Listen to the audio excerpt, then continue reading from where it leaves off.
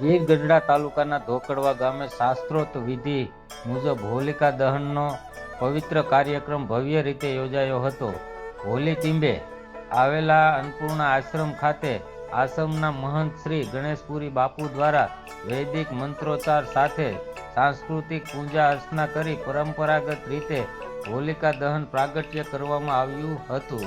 વિશેષ વાત એ રહી કે ધોકડવા ગામમાં કોઈ પણ જાતિના ભેદભાવ વિના હિન્દુ ધર્મના સર્વ સમાજના લોકોએ એક જ સ્થળે એકત્રિત થઈ હોલિકા દહનમાં જોડાયા હતા, જે ગામની એકતા અને સામૂહિક સૌહાર્દનું ઉત્તમ ઉદાહરણ છે.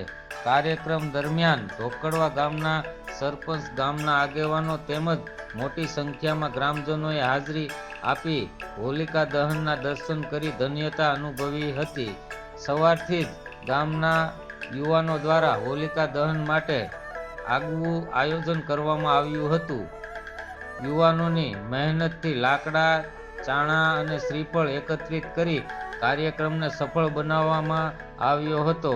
ગ્રામ પંચાયત દ્વારા પણ લોકોને કોઈ પણ અગવડ ન પડે તે માટે યોગ્ય આયોજન કરવામાં આવ્યું હતું. ગ્રાઉન્ડમાં સંપૂર્ણ સ્વચ્છતા જળવાઈ રહે તેમજ તહેવાર પ્લાસ્ટિક રહિત રીતે ઉજવાય તે માટે વિશેષ ધ્યાન આપવામાં આવ્યું હતું, જેના કારણે સમગ્ર કાર્યક્રમ સુવ્યવસ્થિત પર્યાવરણ બની રહ્યો હતો. આ પવિત્ર પ્રસંગે સમગ્ર ગામના ધાર્મિક ભાવના અને ઉત્સાહનો માહોલ જોવા મળ્યો હતો. મનુ કવાડ, ગીર ગઢડા.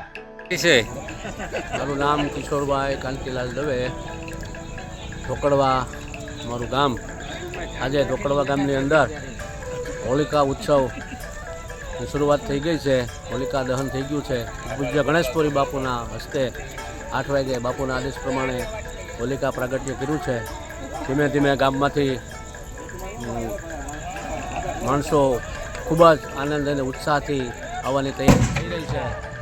અને અમારા ગામની અંદર આજે તારીખ 2/3/2026ના દિવસે હોલિકા ઉત્સવ અમે ઉજવી રહ્યા છીએ, ખૂબ જ આનંદ અને ઉત્સાહની સાથે. આપનો પરિચય? મારું નામ કાંતિભાઈ રાજાભાઈ મારવી, સરપંચ શ્રી ગ્રામ પંચાયત ધોકડવા. આજે ધોકડવા ગામમાં દરેક સમાજના યુવાનો મિત્રો સાથે મળી અને હોળી પ્રગટાવવાનો પ્રસંગ જે હતો એમાં ધામધૂમથી બધા એ સારી એવી મદદ કરી અને ઉત્સાહથી કામ કરેલ છે. તે બદલ હું ગામનો તમામ યુવાનોનો આભાર માનું છું.